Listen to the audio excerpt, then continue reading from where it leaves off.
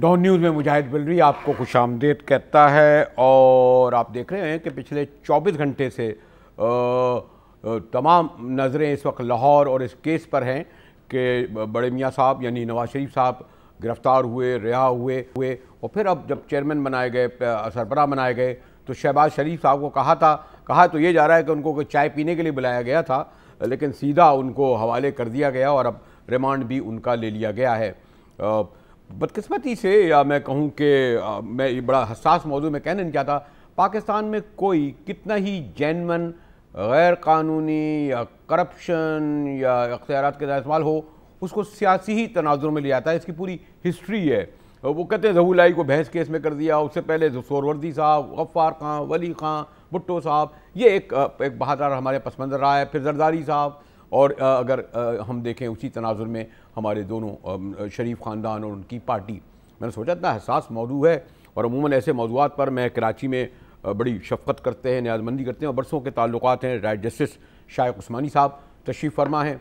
फिर आजकल मामला सब जजों और वकला का ही होता है, तो फिर बैरिस्टर अली ज़फ़र साहब मेरे मेहमान हैं लाहौर में, और बैरिस्टर साहब ना कि इनके वालिद साहब की भी मेरी बड़ी न्याज़मंदी है, इसलिए ये बड़ी हम मेरे पर करम फरमाते हैं कि तशरीफ़ ले आते हैं। और मैंने सोचा कि आजकल कुछ शरीफ ख़ानदानों के साथ कुछ जज हजरात और वकला हजरात को ज़्यादा अच्छा नहीं कर रहे, तो ज़रा उनकी भी सुन लें, तो इसीलिए मैंने सेनेटर सलीम ज़िया को ज़हमत दे दी है कि वो ख़ुद भी वकील हैं।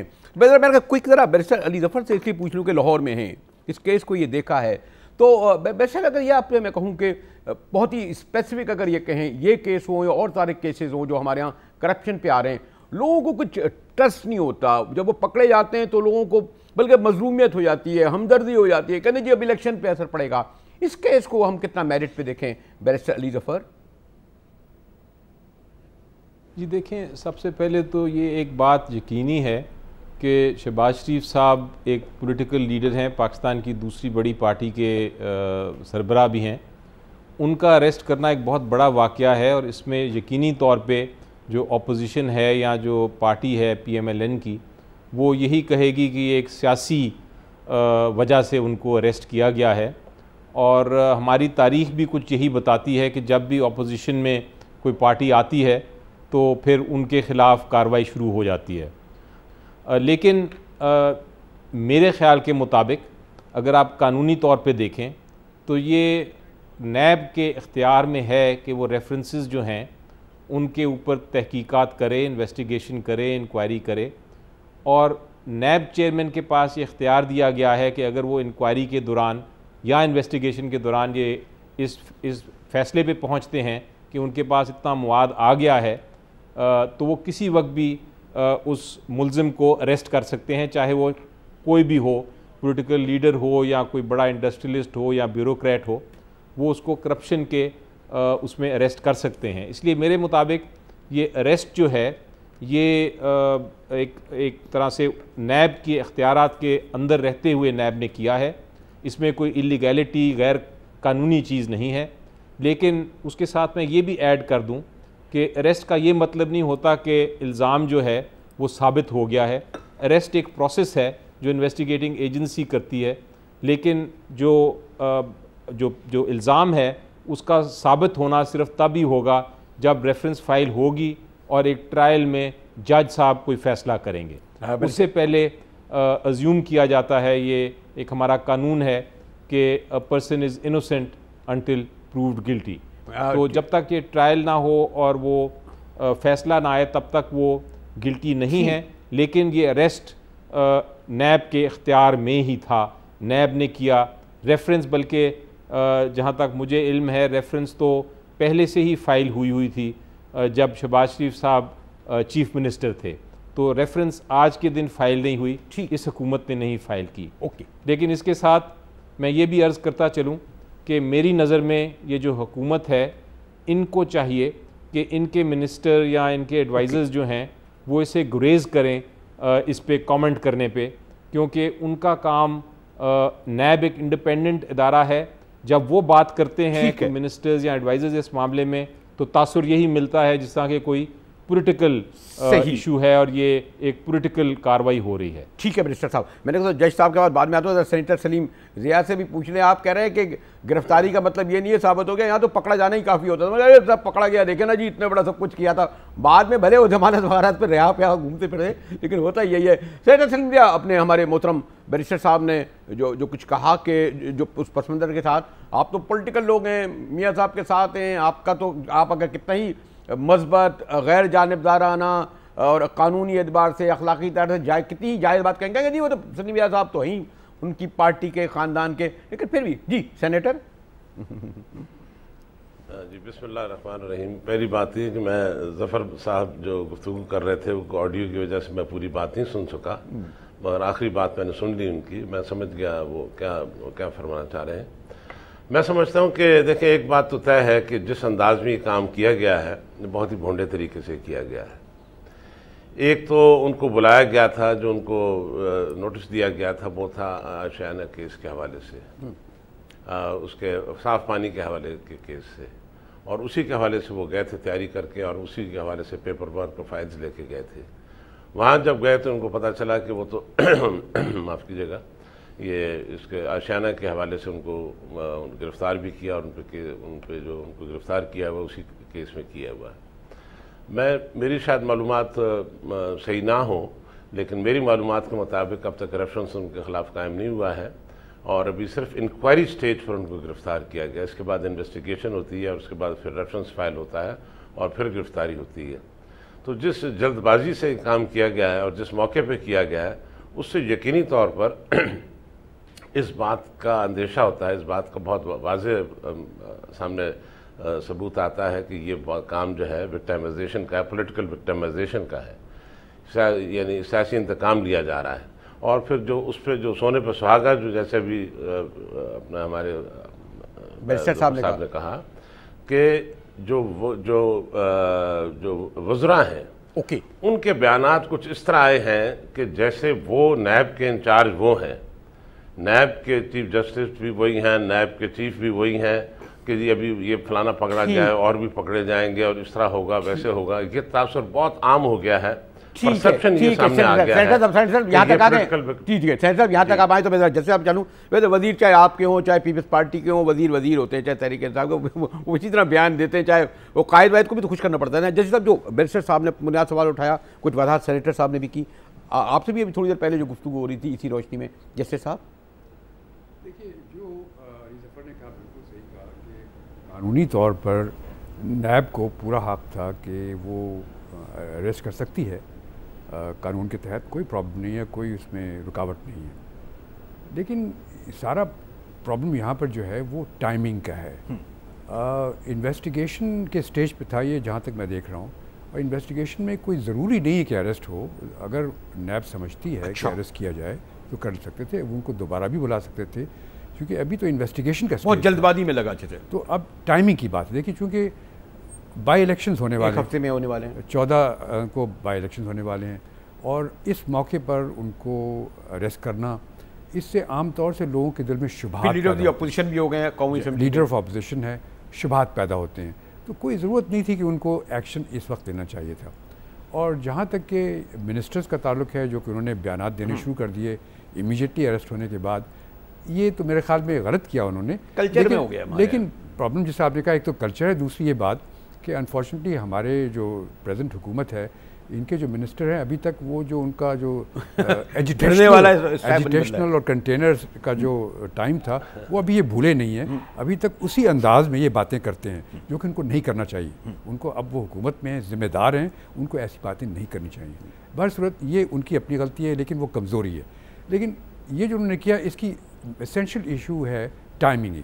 जहाँ तक के जो केस है, ये तो इनकी अपनी हुकूमत के दौरान में शुरू हो गया, 2012 में जो बना, जो अपनी हुकूमत के दौरान शुरू हो गया था, और ये एक्सपेक्ट कर रहे थे कि ये होगा। ठीक है, तो अब ये है कि ये हो गया, और अब शोर शराबा होगा, और मेरे ख्याल में नैब को अपना काम करने भी मुश्किलात पैदा होंगी। अगर ये सही तरीके से और सोच समझ के करते तो ये काम आसानी से कर सकते थे। अब हर दफ़ा जाएंगे वो कोर्ट में, नारेबाजी होगी, जलसा होगा, हंगामा होगा, और शोर शराबा होगा तो उनका अपना काम भी रुक जाएगा। वैसे साहब एक बात जो मैं जैसे मेरे ब्रेक की जाना पर क्विक जो एक तो टाइमिंग की बात हमारे जस्टिस साहब कर रहे थे, दूसरी एक बात ये है कि सॉरी टू से ये आपके चौधरी कोर्टों के ज़माने से शुरू हुआ कि हमारे जजेस हजरात को भी और वकला हजरात को भी के अंदर जो हो रहे हैं वो टिकट चल रहे हैं, शह सुर्खियों में आने का शौक, वकील बाहर निकल रहा है इधर का वो भी सामने, और इसी तरह क्या नहीं हो सकता ये ख़ास तौर पर हुकूमती वज़रा को या बाकी लोगों को भी जिस केस चल रहा हो कम अज़ कम उनको इस बात की इजाज़त ना हो ना कि वो उसी वक्त बोल रहे हैं। ये तो ऐसे ही है कि ज़्यादा आपने अभी इम्तहान दिया नहीं कि आपको रिजल्ट भी थमा दिया जाए। बैरिस्टर अली ज़फ़र जी देखें, ये बात आपकी दुरुस्त है।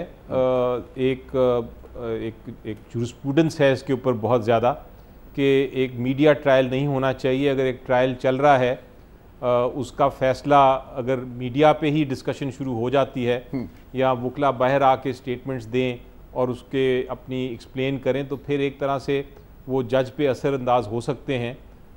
लेकिन हमारा एक ट्रेंड बन गया है और इस ट्रेंड को शायद अब रिवर्स करना या पीछे लेके जाना मुश्किल होगा, और वो ये है कि जज साहिबान भी स्टेटमेंट्स देते हैं, ऑब्जर्वेशंस देते हैं जो कि अखबारों में आती हैं और टीवी में आती हैं।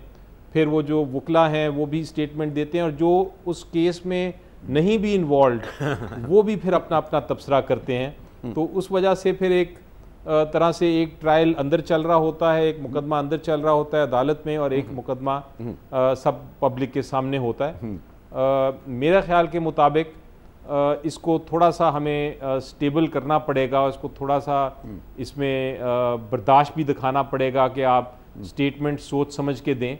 लेकिन जब आप ये देखते हैं कि एक वकील एक पार्टी का कोई स्टेटमेंट दे रहा है तो फिर दूसरे को भी देने की मजबूरी बन जाती है। ये तो बहरहाल एक हमारी अब एक ट्रेडिशन बन ही चुकी है। ब्रेक की तरफ जाना पड़ रहा है, लेकिन आजकल मैं देख रहा हूँ आप भी एक केस आमतौर पे जज हज़रात ये कहते हैं अभी बुलवा लेता हूँ, जैसे कोई चाय पे बुलवा रहे हैं या भी भिजवा देता हूँ, यानी जेल में जैसे कोई किसी पार्क में भिजवा रहे हैं। तो आजकल इस तरह के भी रिमार्क्स होते हैं, बड़ी सुर्खी से भी बनते हैं। जैसे शाइख उस्मानी साहब, बैरिस्टर अली ज़फ़र, सलीम साहब से गुफ्तगू हो रही थी और जैसे मैं दुरुस्त कह रहे थे हमारे मेहमान के इस केस के हवाले जिस तरीके से ये पूरे सियासी मंजरनामे में छा गया है, बड़ा मुश्किल होगा कि नैब इस केस को किस तरीके से गैर जानबदार चलाए। बहरहाल ये नैब का काम है, हमारा थोड़ी, और जजों का। हमारे साथ रहिएगा, मिलते हैं एक ब्रेक के बाद।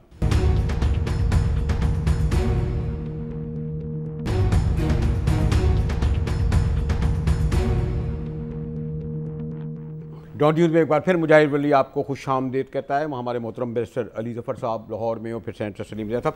जैसे एक जो अभी ब्रेक से पहले बात हो रही थी और हमने पहले भी सुना है, बस ठीक है, उस वक्त भी बड़ा होता था कि जब भुट्टो साहब का केस चल रहा था बड़ा, और ख़ासतौर पर जब मौलवी मुश्ताक साहब थे और वो जो भुट्टो साहब से सलूक करते थे, बाद में भी होता था। लेकिन अब लगता है कि बिल्कुल मुकालमा हो रहा है, कहा जा रहा है जेल भिजवा दूंगा, ये कर दूंगा।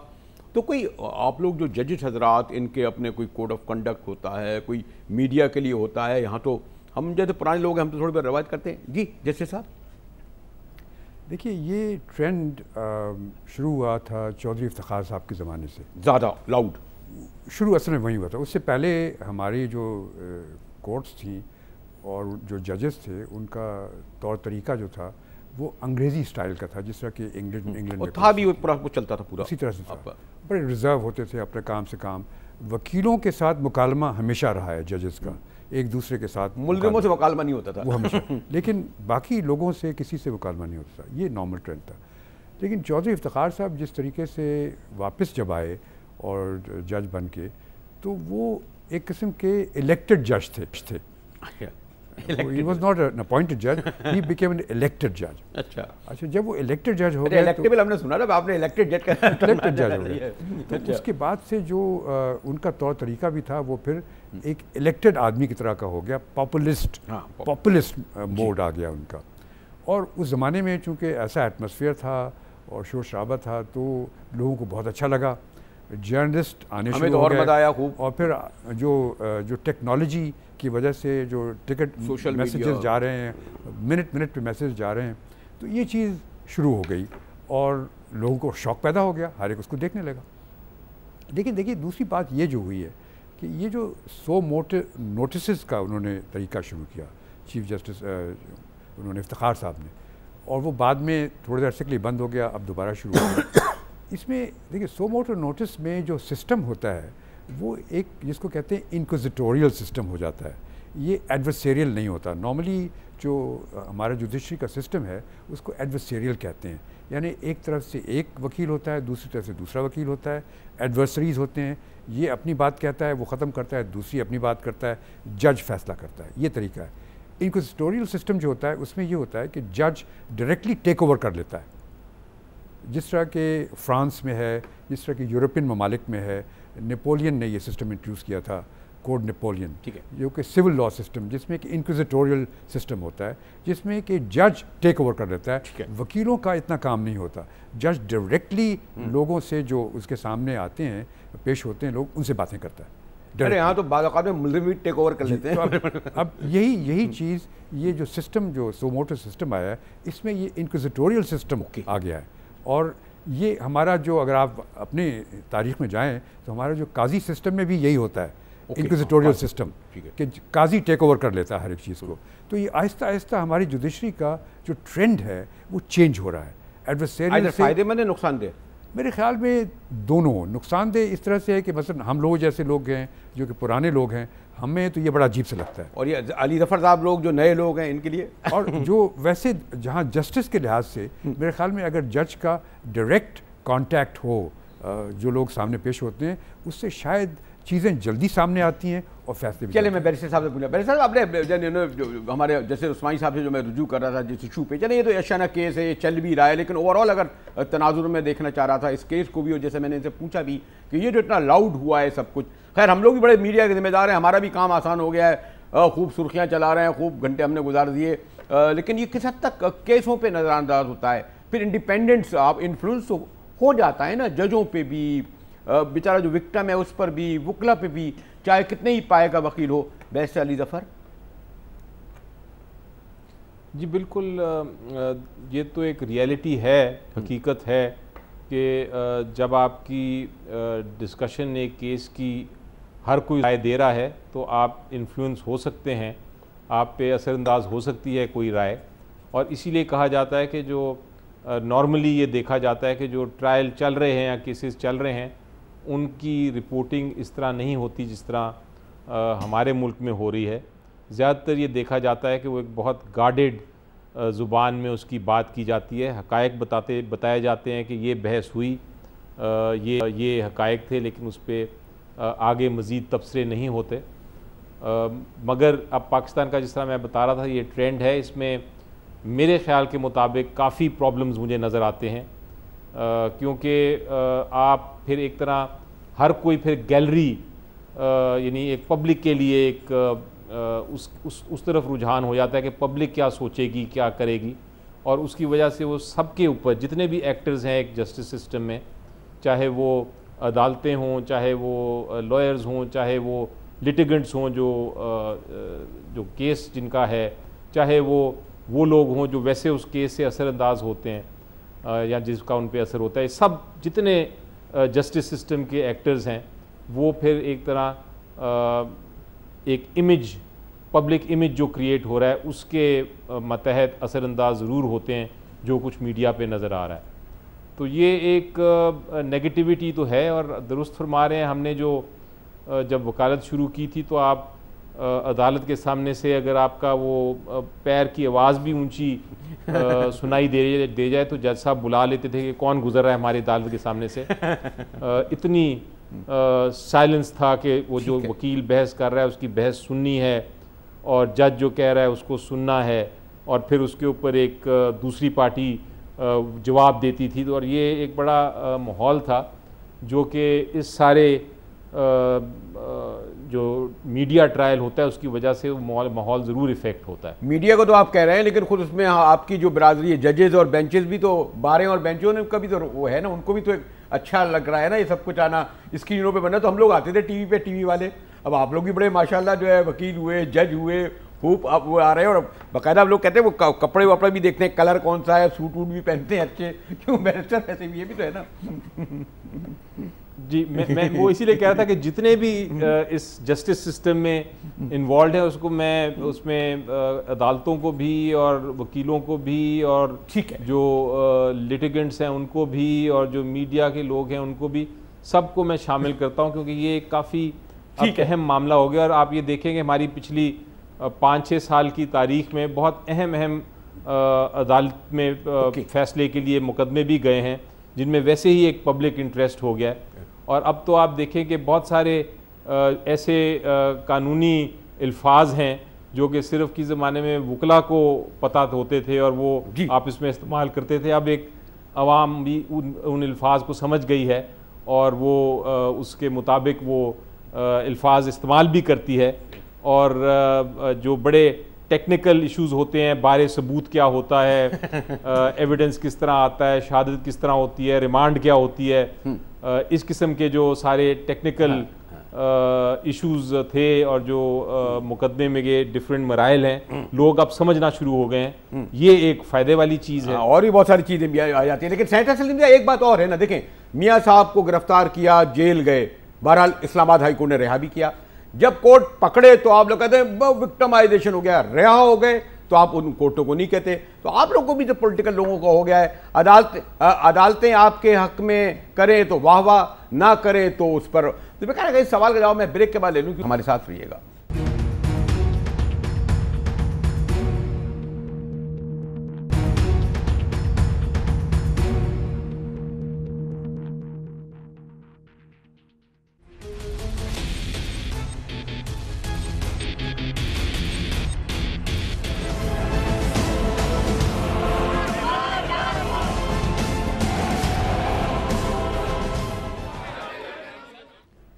डॉन न्यूज़ में मुजाहिर बेलवी एक बार फिर आपको खुशामदीद कहता है। मोहतरम जस्टिस शाइक उस्मानी साहब हमारे साथ यहाँ तशरीफ़ फरमाएँ, फिर बैरिस्टर अली ज़फ़र साहब। और ब्रेक से पहले मैं सवाल कर रहा था अपने मोहतरम सेनेटर सलीम ज़िया साहब से कि बहरहाल आपसे खाली मैं बराए नहीं कह रहा सेनेटर, बल्कि एक रवायत हमारे यहाँ पड़ गई है कि हम अदालतों को आसमान पर रख लेते हैं।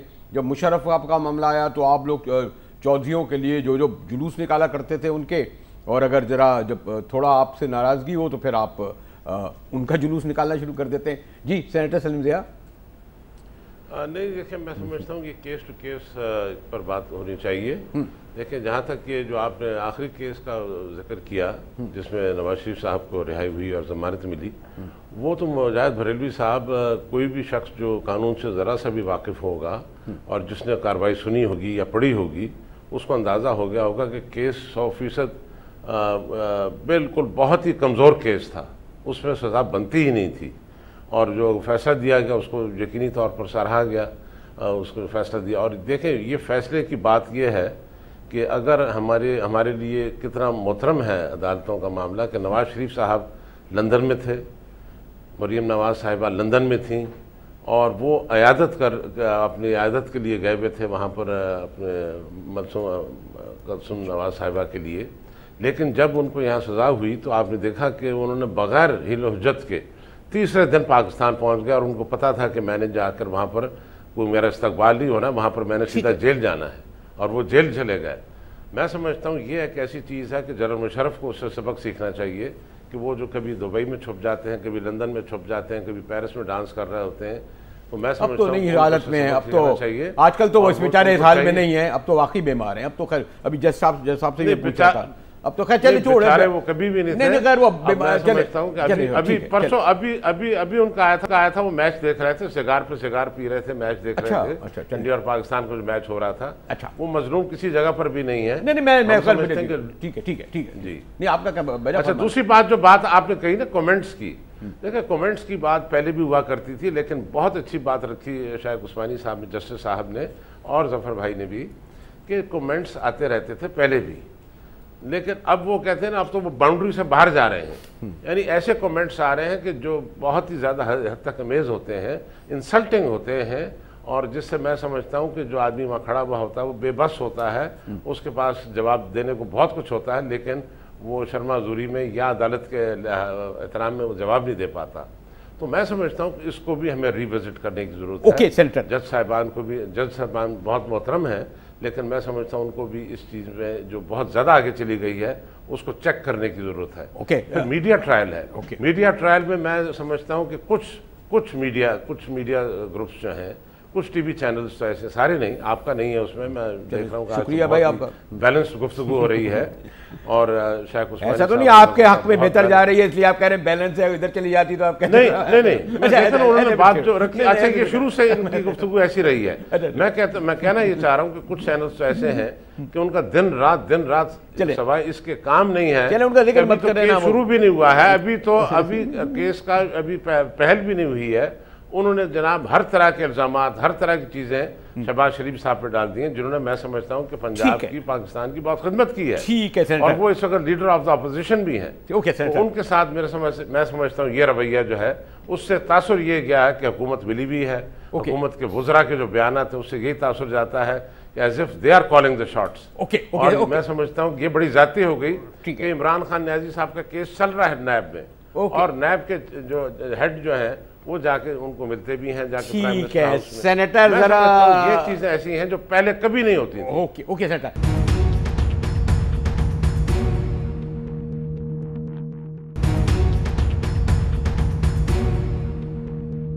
जो वैसे मैं आपसे कह रहा था, मैं ख्याल बाहर तो ये रवायत है कि लोग आमतौर पर पेश भी कर देते हैं, हाँ उनसे ये कसूर हुआ, बल्कि 30 साल पुराना कोई उनसे जाती होती है तब भी कहते हैं मना। हमारे यहाँ तो ये रवायत रही है ना कि जो सियासी लोग, और यही वजह है कि ये करप्शन का केस हो या नाजायज़ अख्तियारात का इस्तेमाल हो, इवन हुकूमत तोड़ना भी हो, वो जायज़ करार देते हैं। और फिर सॉरी टू से बैरिस्टर अली ज़फ़र, आपके यहाँ माशाल्लाह ऐसे सुप्रीम कोर्ट के जजेस भी रहे हैं जो इंडोर्स करते रहे हैं गैर आमराना इक़दामात को भी, उन लोगों को भी जिन्होंने पता नहीं इस मुल्क को क्या क्या बर्बाद तबाह किया, लेकिन उनको फिर जी बैरिस्टर अली ज़फ़र। बिल्कुल ये ट्रेंड बन गया है कि फ़ैसला, देखें हर फैसला जो है एक साइड को पसंद आएगा, एक साइड को पसंद नहीं आएगा, इसीलिए अपील्स का एक प्रोसेस किया जाता है। वो जो नवाज शरीफ साहब का पहला फ़ैसला था जो एक नैब अदालत ने किया, उसके ख़िलाफ़ 2 अदालतों के पास अभी अपील है। अभी तो हाई कोर्ट के पास, हाई कोर्ट ने उसको फ़ैसला करना है कि वो दुरुस्त फ़ैसला था, और उसके बाद सुप्रीम कोर्ट ने उसके ऊपर देखना है कि वो फ़ैसला सही था। ये एक इंसाफ का तकाजा होता है। जज साहिबान गलती कर सकते हैं किसी भी स्टेज पे, और एक प्रोसेस होता है कि अपील में उस गलती को दुरुस्त किया जाए या देखा जाए, और फिर दोबारा सुप्रीम कोर्ट में भी 3 जज बैठ के फिर दोबारा देखते हैं। वजह यही है कि इसको प्रोसेस को ठीक करें ताकि जो गलत फ़ैसला हुआ, जो इंसाफ ना हो सका, वो उसको इंसाफ मिल सके। अब ये भी दुरुस्त है कि हमारी माजी की तारीख़ में बहुत सारे फ़ैसले हैं ऐसे, सुप्रीम कोर्ट्स के भी, हाई कोर्ट्स के भी, लोअर कोर्ट्स के भी, जो अब आके पता चलता है कि वो फ़ैसले गलत हैं। और ये सिर्फ पाकिस्तान का नहीं, ये पूरी दुनिया में ऐसा देखा जा रहा है। आप अगर जूरिस्प्रूडेंस इंग्लैंड की भी उठा लें तो एक पूरी किताब लिखी गई है कि कौन से फ़ैसले गलत थे और कौन से फ़ैसलों में जब वो गलती पता चली तो लोगों ने, जिन्होंने 15-15 साल सज़ाएँ गुजारी हुई थी, उनको फिर रहा किया गया, और जो हुकूमत थी उस वक्त की, उन्होंने माफ़ी मांगी उनसे कि आप हमारे सिटीज़न हैं, शहरी हैं, और हमसे एक हमारे जस्टिस सिस्टम से गलती हो गई। तो ये गलतियां भी हो सकती हैं।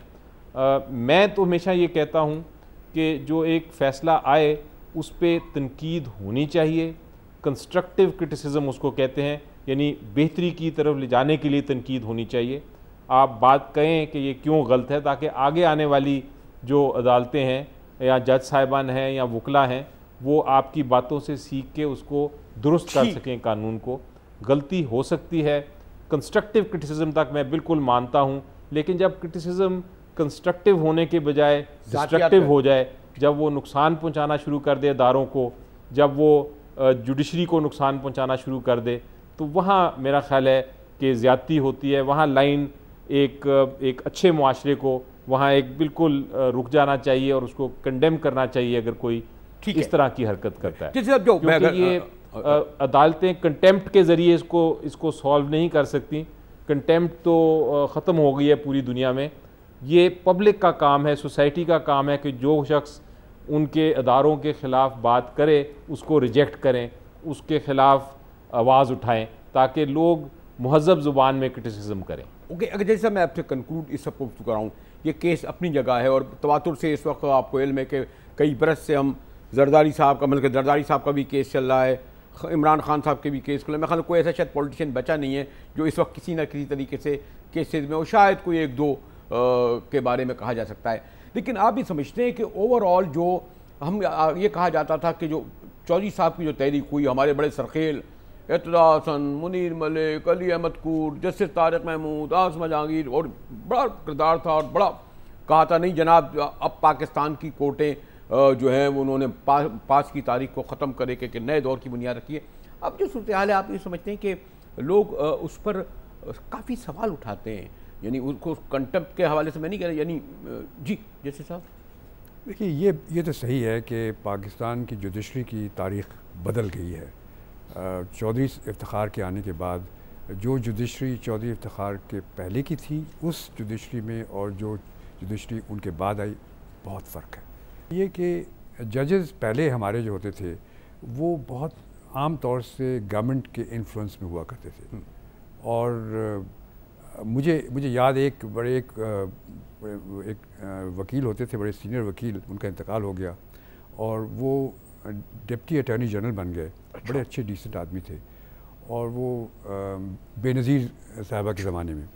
तो वो एक दिन बहुत सी फ़ायदे लेके बैठे हुए थे, तो मैंने उनसे कहा कि उनको हम डॉक्टर साहब करते थे, उनका वदूद नाम था। तो अच्छा, बैरिस्टर वदूद, हाँ वदूद, आप जानते हैं उनको? जी हाँ। तो वो मैंने कहा वदूद साहब आप तो बड़े रिस्पॉन्सिबल आदमी हैं, ऑनरेबल आदमी हैं, आप how can you do justice to all these files?